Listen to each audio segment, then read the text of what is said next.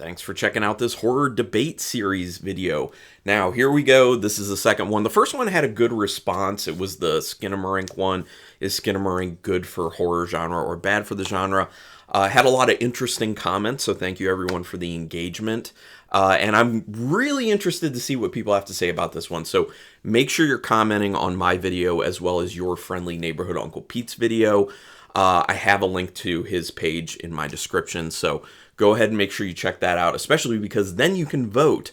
After you watch my video, you watch his video, you can come back to my community tab and vote for who you think argued their points the best for this choice. Now, this one was more interesting too because the first one was one person has to say yes and the other person has to say no, and then they build their argument around that. This one, it was way more open. It was, what's the worst horror trope? So there's a lot to pick from there. And I considered a lot. Like, one of the things I really hate, but it's not like specifically a horror trope, it's just a trope in film, is the whole like kid in danger thing. Like, I hate that because it's like a cheap way to pull at people's heartstrings to make people feel like it's more dangerous. It gets overused. But for this one, I thought it'd be a very interesting argument to do this one. And I think this is one that people don't think about a lot because it's part of a lot of comfort horror films.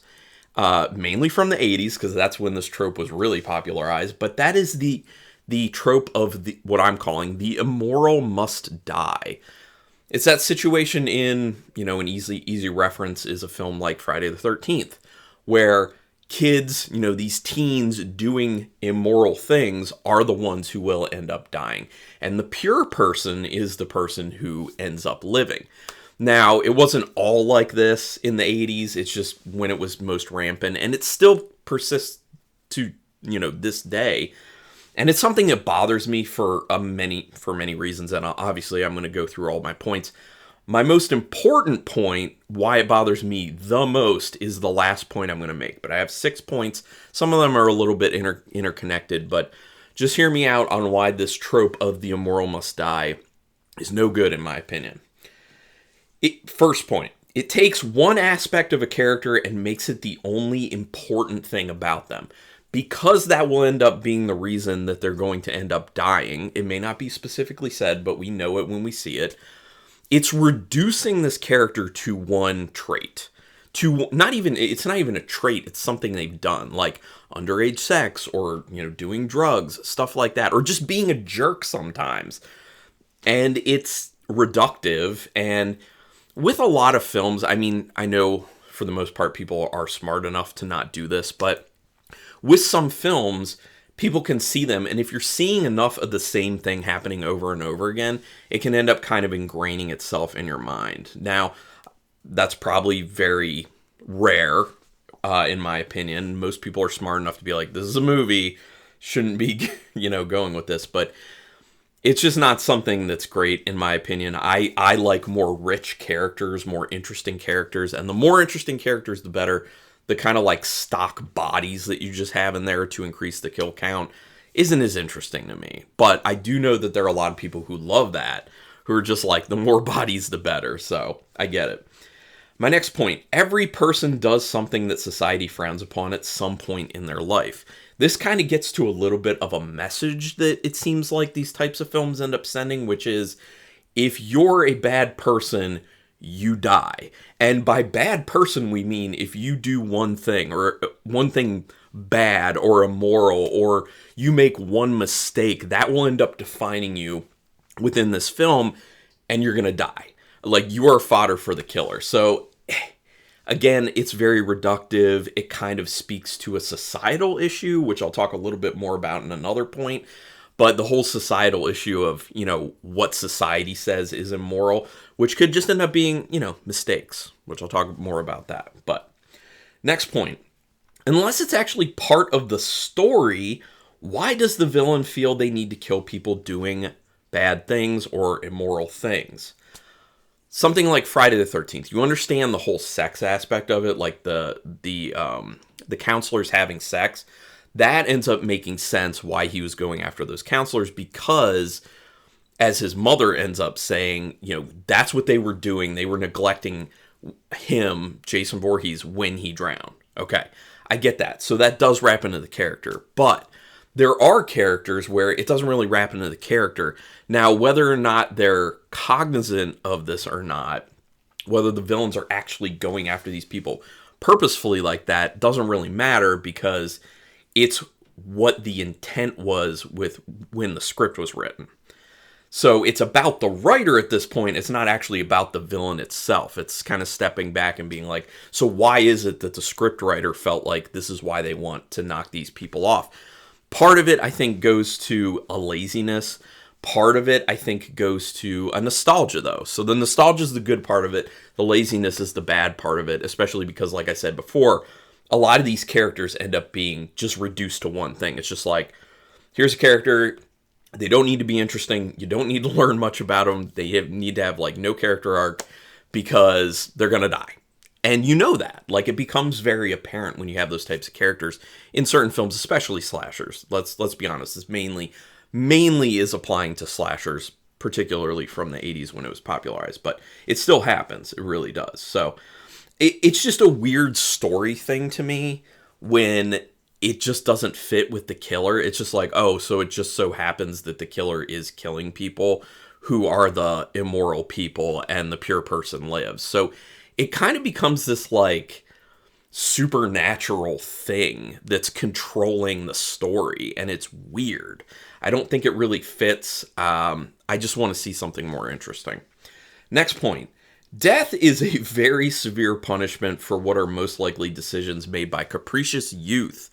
There is no room for error in these types of horror films that use this trope. It literally is, you mess up on one thing, you do one thing wrong, you're dead. I understand, it's a movie, it's not a big deal. It is entertainment, and for us horror fans, this is something that we just find enjoyment in because we need these kills at this point. We have to see interesting, well done, practical effects driven, typically, kills. And it's just kind of, the decisions.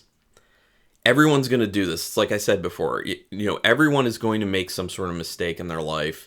They're going to make one mistake, two mistakes, however many mistakes, but people learn from that, and people develop, and people become better people. Now, as film has gone on, especially horror, well, not especially horrors, including horror films, we've gotten to a point where we view film differently, where we want it to kind of mirror real life, because a lot of it is kind of going for real life stuff. So that's one of the reasons that, people who are like pointing out plot holes where they're like, oh, someone could just use their cell phone, why didn't they do that? That's a plot hole. That's because we want it to be closer to, real life. So I think for that reason, this type of trope should probably be updated.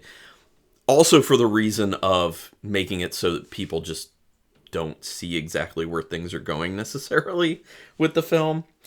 The next point, second to last point.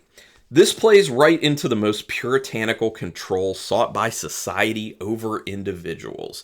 This is a moral compass thing, and it's a societal thing. If you're having premarital sex, if you're doing drugs, if you're being a jerk, if you're doing this, if you're doing that, it's a movie giving you morality, which feels weird to me. Ultimately, that's usually the morality of the person who wrote it, but it feels a lot like society, the really bad controlling morality police of society, kind of seeping into these films and reaching out and saying, see, we have premarital sex, you're gonna die. You do drugs, you're gonna die. When life's not like that. It makes things very black and white in a very weird way when life is very gray. I mean, it's so much like in between of good and bad, black and white. Like, there's so much in the middle. And it's not the greatest thinking, but then again, like, I also understand, I will counterpoint myself, it's a movie. It's entertainment. But the whole point of this is to try and debate things, so, and my final point, I think this is my strongest point, this is why it's strongest for me, and that is, it makes the deaths way too apparent to the viewer before they happen. I don't want to know who's going to die in a horror film. I like story. I like to be surprised. I like twists. So when I watch these films and I'm seeing, oh, they're having premarital sex, Oh, they're doing drugs. You know they're going to die, and that kind of sucks because you're waiting for it. And then there's no surprise. There's no twist. There's no real interest. I mean, I guess, yes, the interest is in still the story they're trying to tell, plus the kills themselves.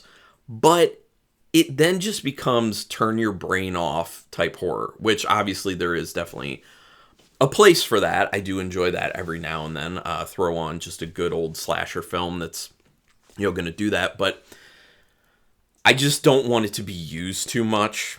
And I feel like it still gets used a decent amount. And I think it's something we should try to kind of like put behind us, especially because when it then still is used, it becomes less predictive, basically. Like, you're not going to see it coming when these characters are going to die. So if we just get to a state where we're not using this trope all that much, then you can end up with people just being like, well, I never know who's going to die going into a film. And that's a great thing. I love that. Now, obviously, this is all coming from like my personal opinion. So I'm not arguing this as in these are facts, obviously. So for that reason, I'm very interested to see what other people think about A, my choice, B, Uncle Pete's choice, which I don't know what it is. I'm letting him, choose it. I will watch his video and find out for the first time like everyone else. And also your choices. What do you think are the tropes that are the worst in horror right now or in the past or just irk you the most? Very interested to hear about that. And just tell me, like, give me a little bit of like a why. Don't just like tell me the trope. So go ahead and put it in the comments. You can do that for my video. You can do it for Uncle Pete's. Again, watch his video now, or if you've already watched his video, go to the community tab. You can vote on who you think argued their point the best. And yeah, that's it. Subscribe to both our channels. Hit the notification bell button on both our channels. We greatly appreciate it. Love the engagement we got from the first 2 videos we put out, and hoping for more engagement on this because it's just fun. It's just a good time, and that's why we're doing it. We're trying to make this entertaining for everyone else, and we're trying to entertain ourselves at the same time because we enjoy doing this stuff. But thank you so much for checking this out. Really do appreciate it. And until next time, keep it brutal.